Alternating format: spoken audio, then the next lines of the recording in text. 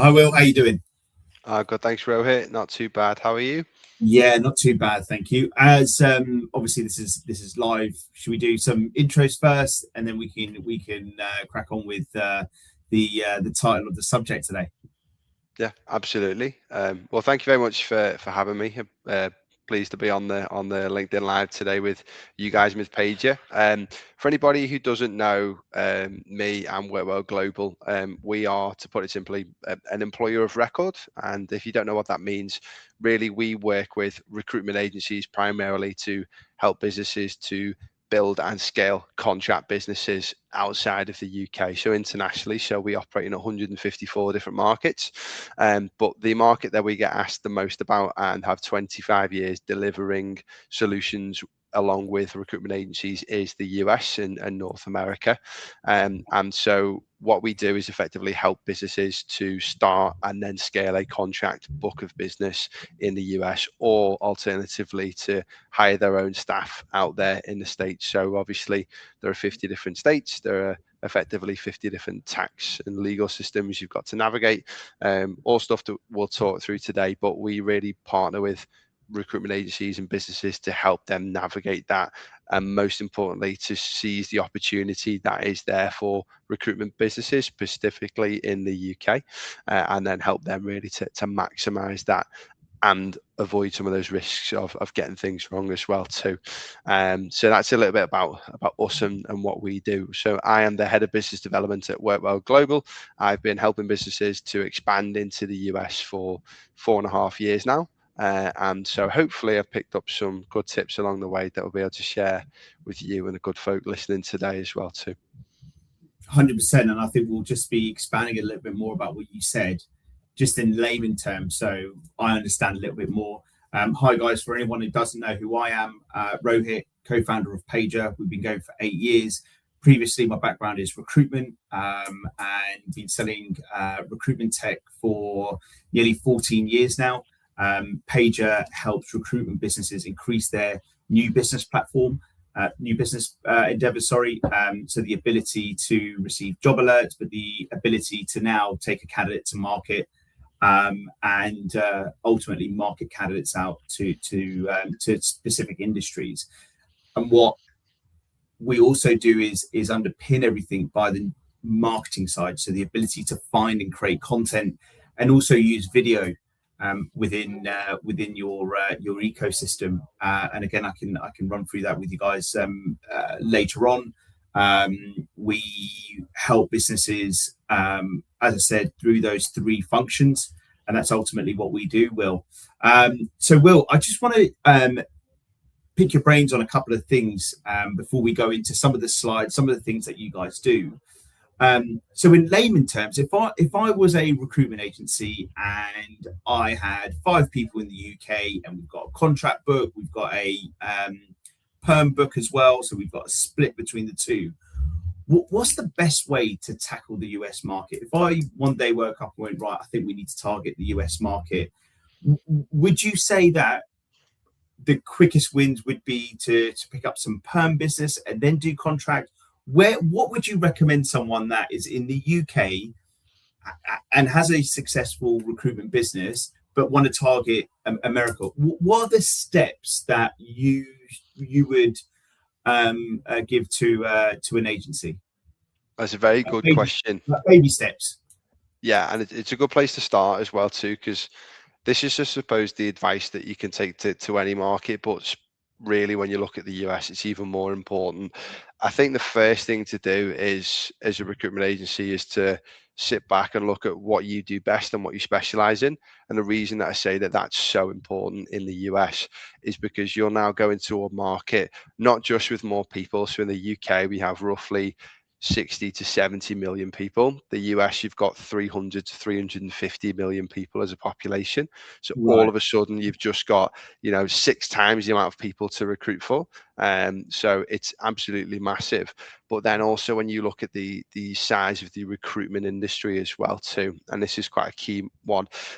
Actually, there's the second slide that might help illustrate this point as well too. If we could bring that up, but the UK market generates around 50 to 60 billion dollars of revenue every single year, which is amazing when you think about the size of the UK. That's the third biggest recruitment market in the world. The Yeah. US is the number one, it's the largest, and it generates around $180 billion.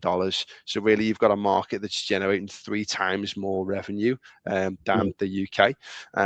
But there are more agencies in the UK than there are in the US. And the reason I emphasize that point is so important to understand is when you look at the enormity of that as a prospect, it's really exciting. But the way that I see lots of people go wrong is that they don't take the time to think about where and why and what are we going to go and target, because you just can't take on the whole US. You think about the US have 50 state governments to help them govern that many people.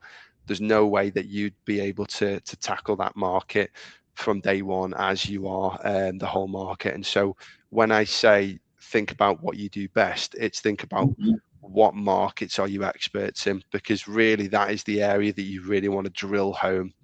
Yeah. Because in the States, because it's so big, you have really big agencies to compete with. So your likes of your Kellys, your Manpowers, your Adecos, and they are going after your large, massive, blue chip clients. But actually where the real opportunity is in those kind of mid market businesses, because they are really feeling the pinch of not having great talent and specialist recruiters that can find them, because most recruiters in the States are generalist. So where we see time and time again recruiters having success in the US that are coming from the UK, it's they know that we are absolute specialists in, we just recruit for CFOs, or that's what we're going to go and focus on. Well, Right. where are the CFO hubs going to be? Well, it's going to be New York, it's going to be Boston, it's going to be places like that, and be led by that, because you'll find that industries are hubbed to specific locations. So if you know first what you do, as this is what we hang our hat on, we are experts in AI, or we're experts in semiconductors and talent in that market, that will really help open a lot of avenues for you. Or sorry, it will actually help narrow down your avenues, and that's really helpful because you can't really be too niche because the market's so big. So that's a great place to start, no matter if it's perm, if it's contract. I was going to ask you, like, would you target states rather than everything, right? Like, would you just target on a state first? Yeah. Because America's huge, right? And you've got to think about time zones as well, right? So would you, and I totally agree with doubling down on the sector. You specialize in finance. And would you just go for a particular state, or would you broaden your wings a little bit further? What are your thoughts on that? You just touched upon that earlier. Yeah, I mean, state, some people even go city. When I talk about you kind of can't go too niche, you can't go too niche, really. It's because, like I always talk about, Florida is kind of, you would think of Florida as maybe like a tier 2 state. When you look at, you kind of think, okay, New York, Texas, California, maybe Chicago, Florida might be the state of kind of the 5th state there you might think about. But if Florida was a country, it would be the 17th biggest economy in the world. So you've got enormous opportunities within these like tier 2, tier 3 states. So it's really common for people to take a single state approach. Obviously, if you're going to New York, you're probably going to be led more to New York City, and maybe, Massachusetts, you might focus a little bit more on Boston specifically. But really that's, if you're going to really niche down, a location and a state not only is helpful from, exactly where you're going to go to market for, but also when you think about what we talked about before, you've got 50 states. Those states all have different laws that apply to talent in that location. And so actually you could recruit for people in New York, and you could recruit for people next door in New Jersey, and they have different entitlements. You're allowed to ask certain people certain questions in New Jersey, but you can't in New York. And so from you as actual just managing your upskilling and your knowledge, you're only having to learn, one set of legislation as well too.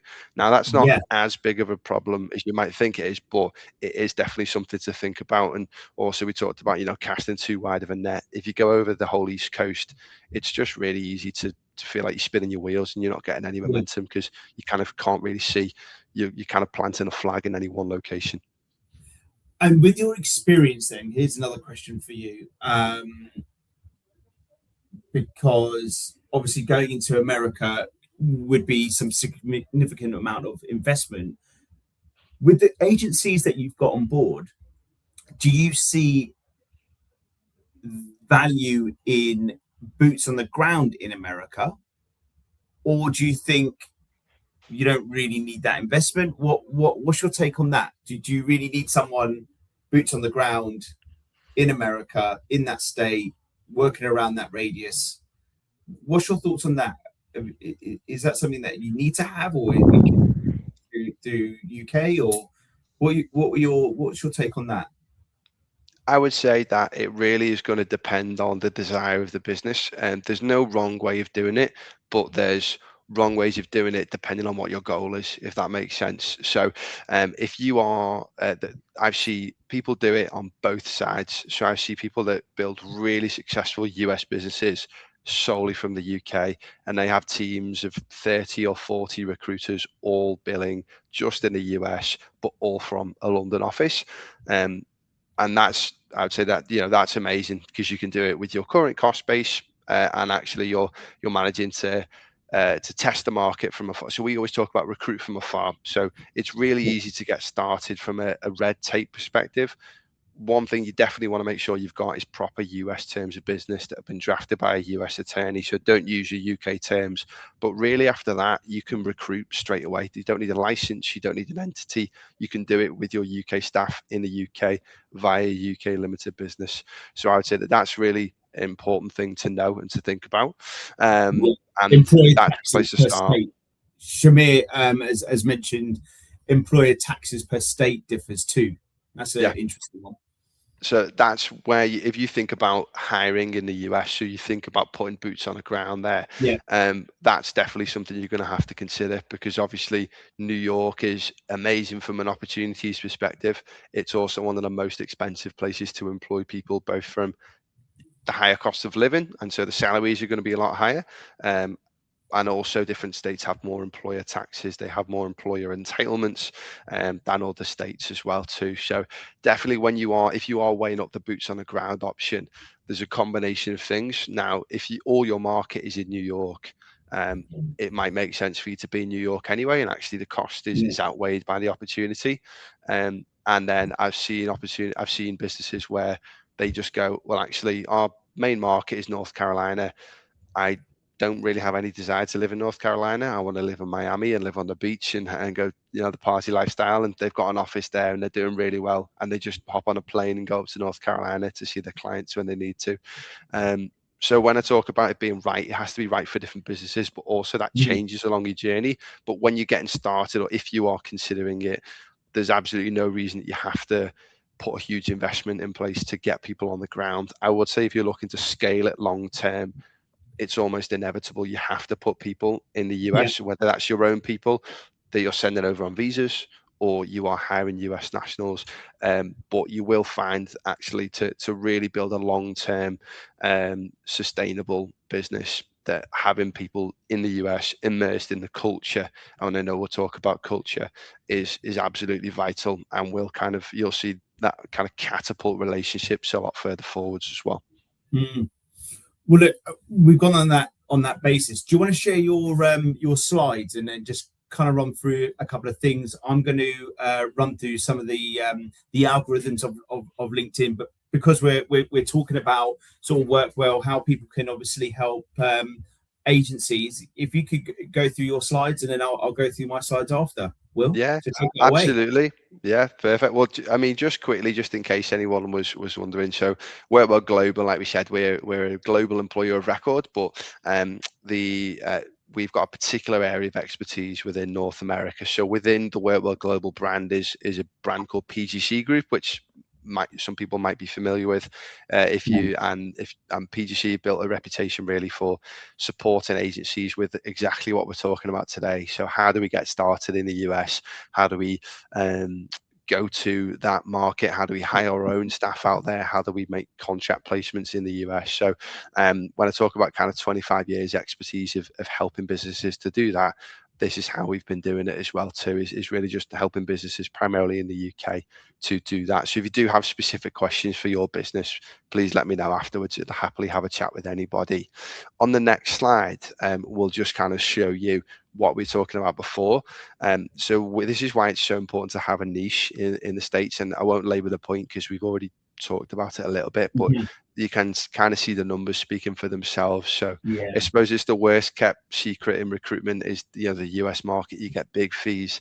I'm not going to hammer it home, but you can see at the bottom, and you can kind of see the difference there in kind of opportunity versus saturation. That's what drives the fees. Another thing that drives the fees is in the US, everybody has an at-will notice period. So anybody can walk and leave and go and start a new job either immediately or within 2 weeks typically. And so again, you've got a really transient market from a talent perspective. So all of that is elevating the value Is of that the driver recruitment. of?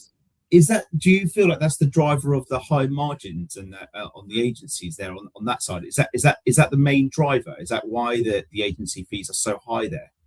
It's a Because combination of saturation. So obviously, just you can see there, businesses just don't have access to the same level of talent in the US. Well, not the level, but the same.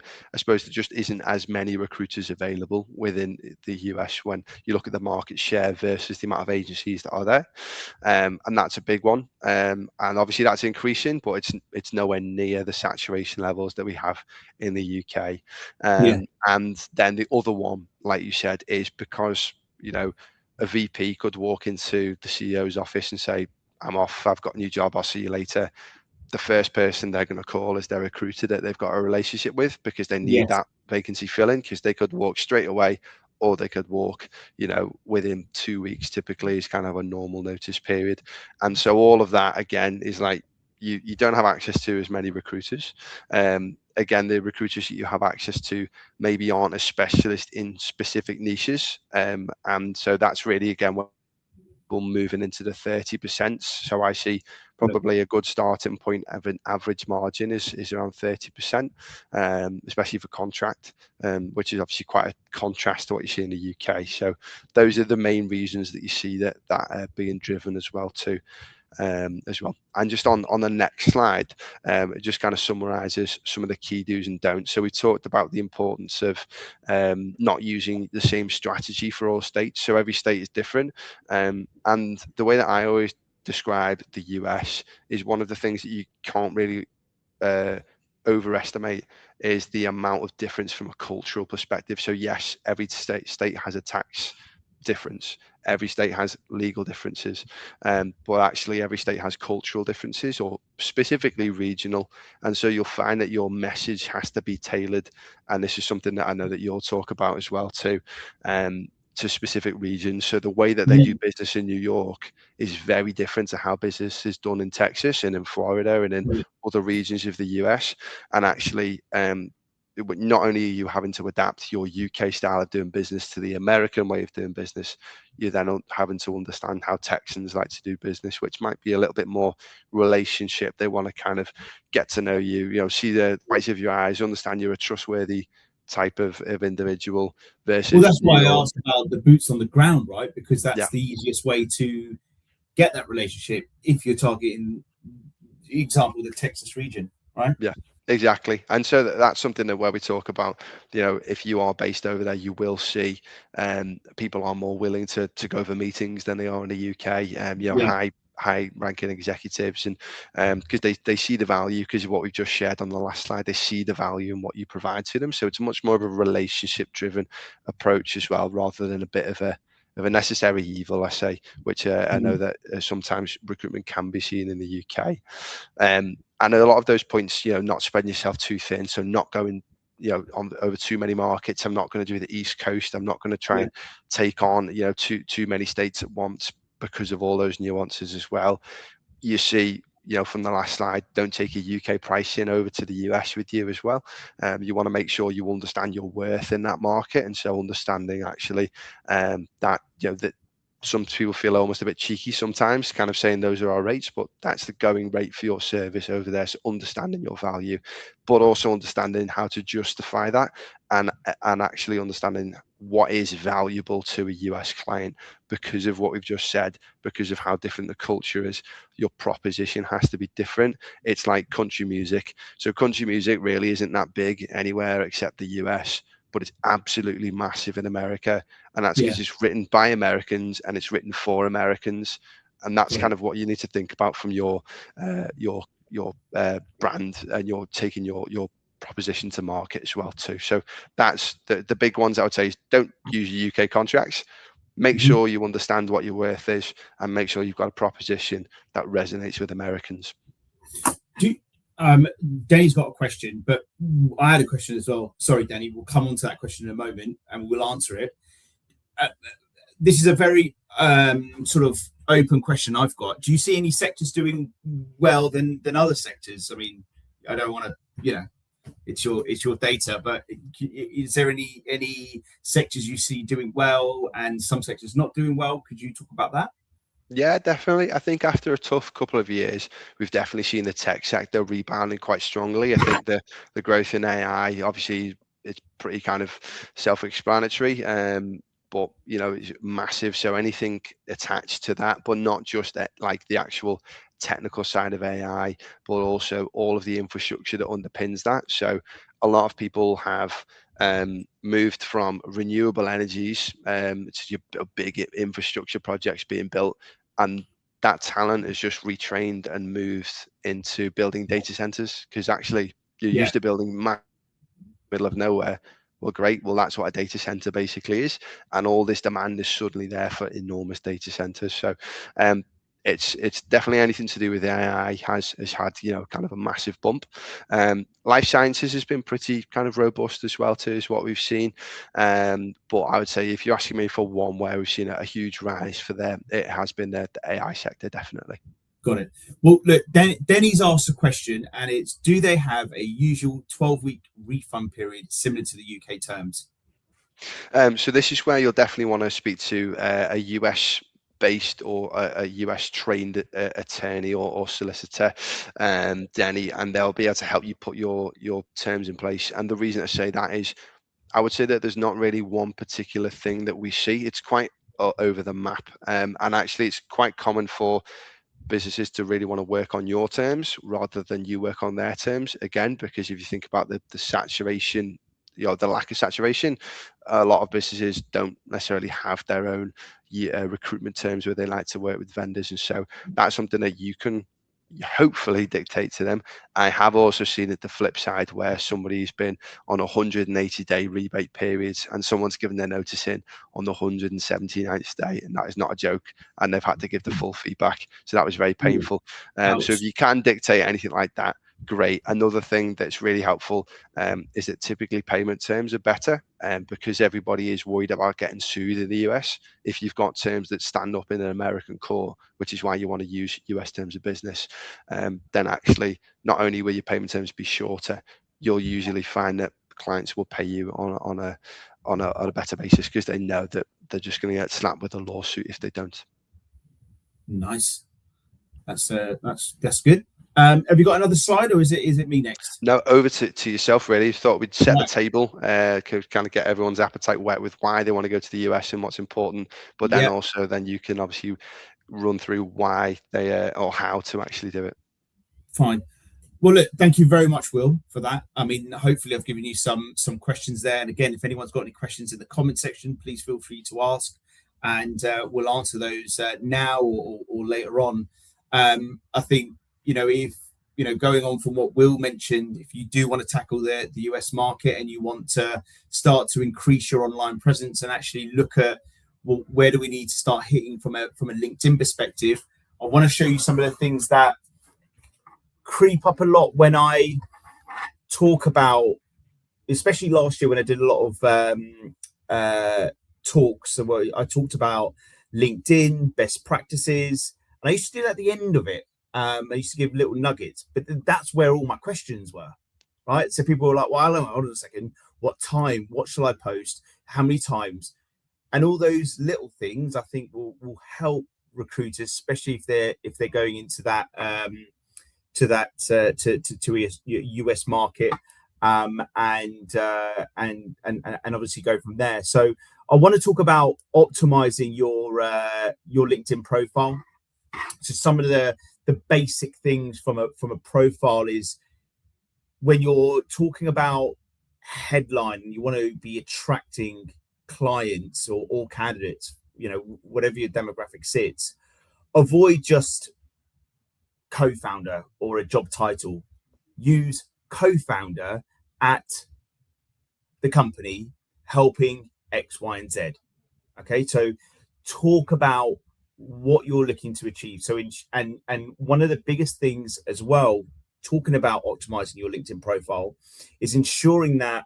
I only uploaded my recent LinkedIn profile last year, was to ensure you've got a photo that is recent, professional, and a neutral background behind it. Even if you've got a good profile picture, it's worth updating it if it's years old. And I'll put my hands up to it. I was a bit late to the party, but I did do it last year when I got back from holiday.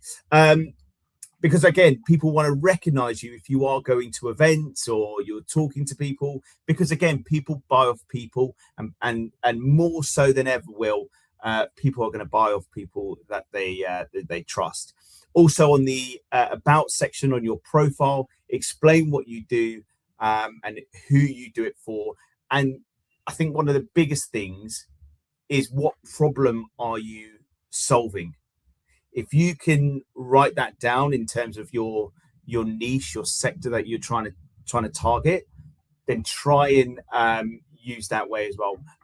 Next slide, please. This is like a COVID thing all over again. What should I post? So one of the things that I always speak to my prospects and clients about is ultimately aiming for an achievable goal, which is around 2 to 3 times a week. Something that your network is going to relate to, whether it's candidates, clients, whether it's talking about your service, talking about how you can help clients, and post when your target audience is likely to be online. So one of the things that we're privileged to have is everything you do through the Paiger system goes through their official API. So we understand what the do's and don'ts are. So the typical best times to be posting is between Tuesday and Thursday, and between 8 a.m. or 10 a.m. or 3 p.m. till 4:30 p.m. Fridays are typically the lowest days for reach if you're posting in the morning, because again, people clock off at 1, 2 o'clock, depending on how their week's been.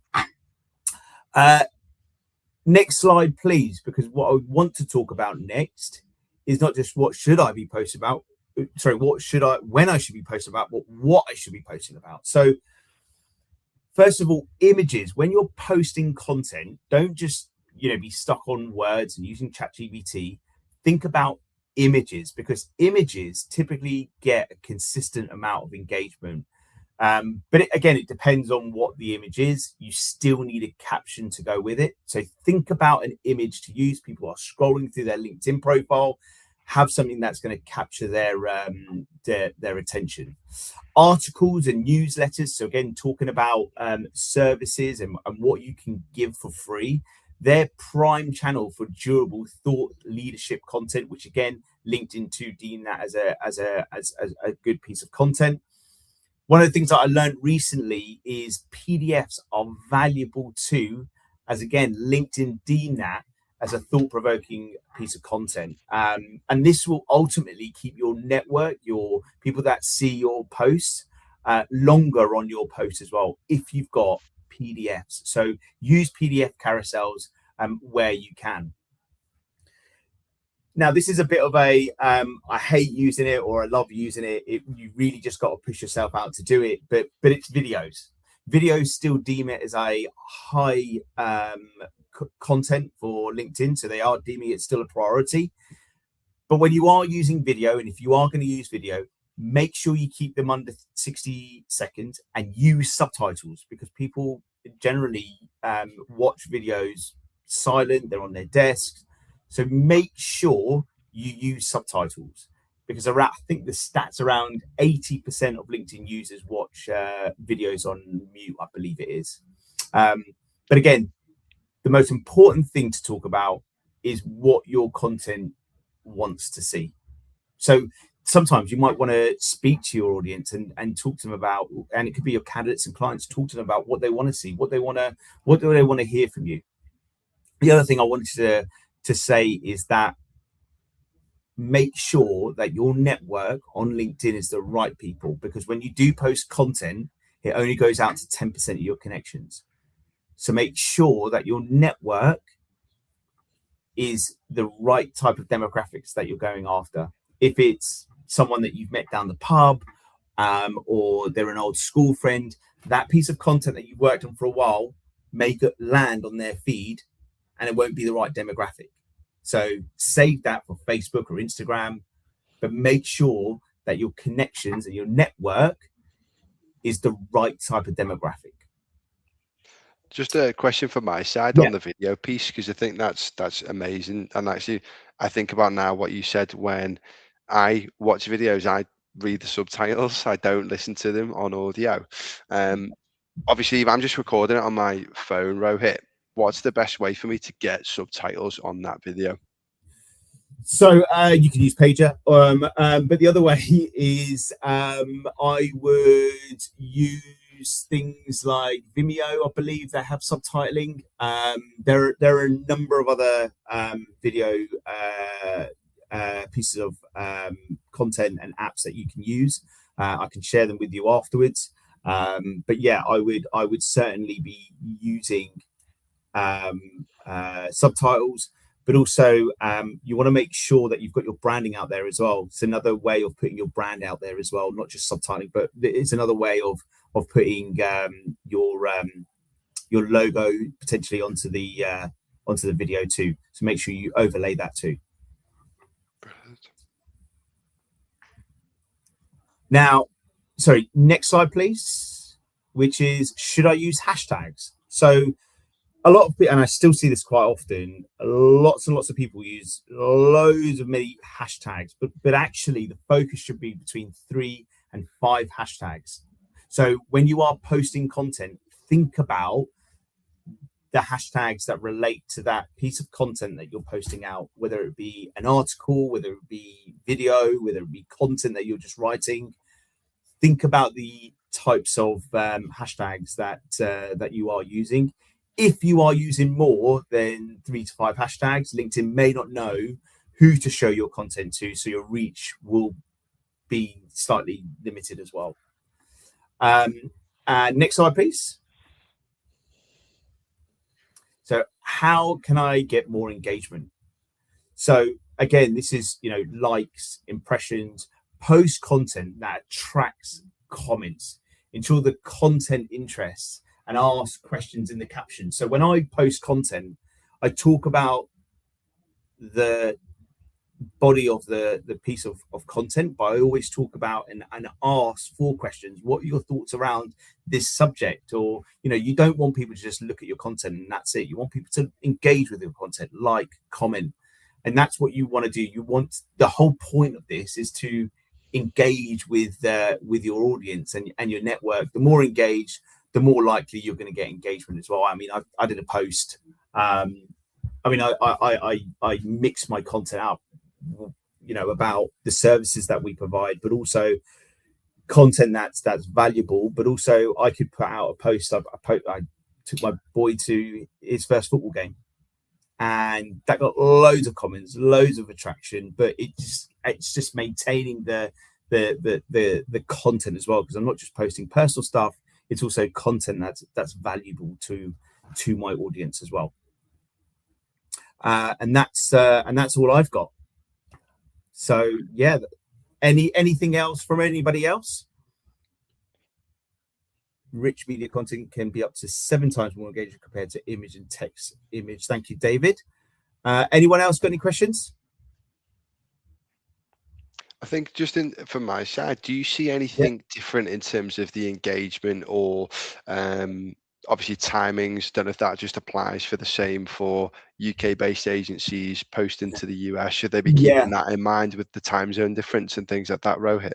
I would, that's a really good comment to talk about that. Yeah, think about the time zones. If you are going into America, you definitely want to be talking and thinking about when you are scheduling that content, you want to be thinking about the time zones. They could be, I don't know, 2-3 hours, or they could be 7 or 8 hours. So really think about that times, and those times that I mentioned, bear that in mind as well, because it will be back those times or Great. forward those times in our time if you're posting from here to America.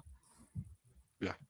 It's also really helpful to think about when you are doing that market mapping exercise as well too, in terms of where you want to go. If you are based in the UK, you know, California, if you ask me what the best state is, it's always California, because it's got 40 million people. It's the biggest.